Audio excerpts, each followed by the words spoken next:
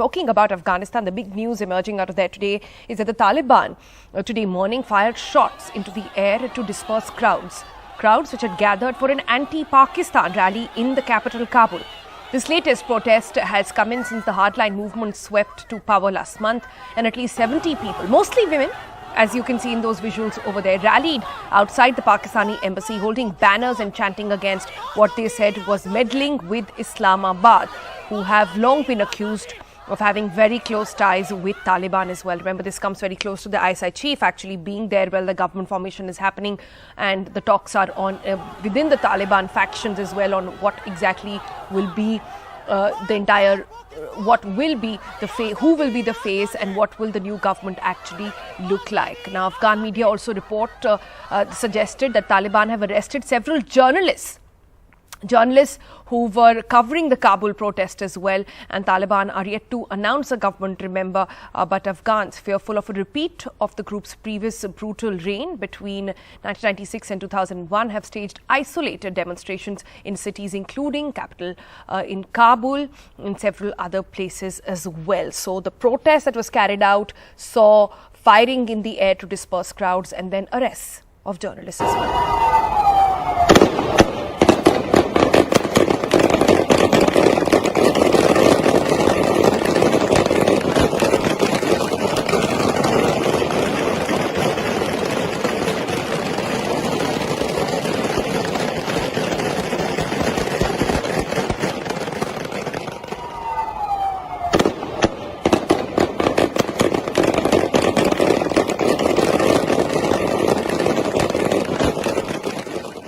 All right, let's go across to Srinivasan Jain joining us for the very latest on this. Vasu, just to get a perspective on this story, number one, women really coming out as a face of any sort of resistance or civil resistance that we've seen in Afghanistan, and now these fires being shot by the Taliban over there, and then the arrest of journalists as well. Several media outlets now saying that those who were actually reporting on these protests are now behind bars.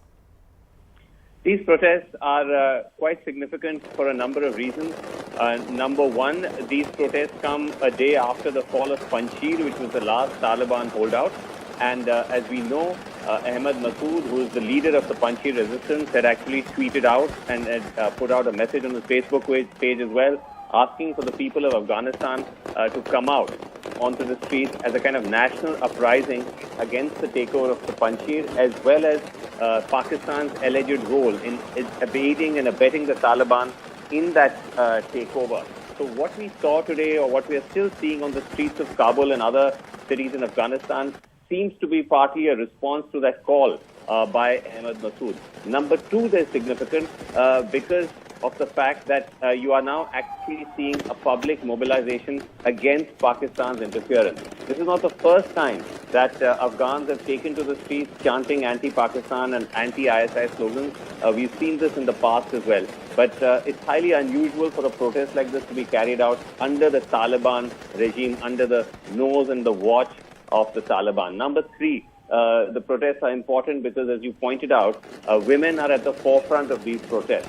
And this is important not just because of the fact that this is a protest against Pakistan or Pakistani interference, but the fact that women are using this as an opportunity to also signal or send a signal to the Taliban that they will fight and demand their own freedom. So the chants for Azadi that you heard in these marches were not just against Pakistan, but for also women putting the Taliban on notice, saying that, look, you promised us certain freedoms and we will take to the streets to demand them. And that takes a lot of courage, especially for women, to actually march under the nose of the Taliban. The Taliban's response, as we've seen, has been mixed. While certainly the images of them firing in the air make for a dramatic footage, the fact is that the Taliban was also forced to allow these protests to continue for some time before there were pockets of attempts to try and crack down on them. And of course, deeply worrying is the fact that they've also detained or rounded up journalists of different media houses covering it, though we've now also started seeing tweets from the editors of Solo News and so on, saying that their journalists, or at least some journalists in batches, are being released. So let's hope that that does happen and all those who are detained were released. But all of this is an important signal to the Taliban that it will not be business as usual. It will not be like 1996 where their writ ran unchallenged.